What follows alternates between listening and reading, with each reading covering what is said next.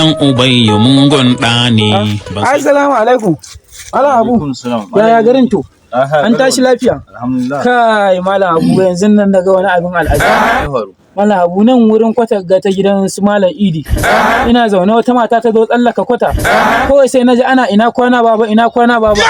Na daga kai na gaban ga kowa ba na ga matan nan ita kadai ta. Batta da goyo kuma? Batta da goyo ciki na ɗaya da ita. Kawai sai matan nan take ce min yaron ciki na ne yake ina kwana baba ya ga kai kama da baba ne. Abun ya bani mamaki yau na sha mamaki Malam Abu. Wato dan ciki na yake gaishe ka tun Dan cikin ta na yi kama da baba ne sak tace kaman an tsaga kara. Kai. To ai baka san wani abu ba. Ya taba faruwa da mu lokacin da zan nan Sokoto. Ina gaya maka wato tun daga nan Kaduna da mun ka tashi. Muna tahiya. Mun ka wuce Zamfara. Sai da muna dab da shiga Sokoto. Kawai ina gaya maka irin a dan shiga gidan mai na a ƙara mai ko. Ai kawai ina gaya ma an kai taima direba magana. Direba man nawa za a samu halal. Ai direba aka ji shi shuru. Halin ya fara bacci ko? Wallahi. Kasan direbobin yau duk ɗan ƙwarana.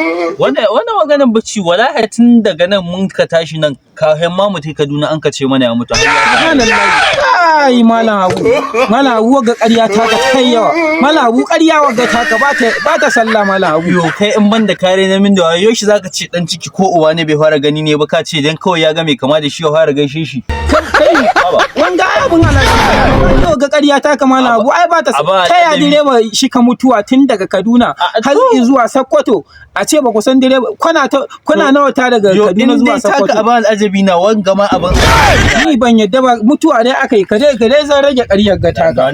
Saboda in ka mutu kana rasa masu kai ka. Wannan mere da wallah.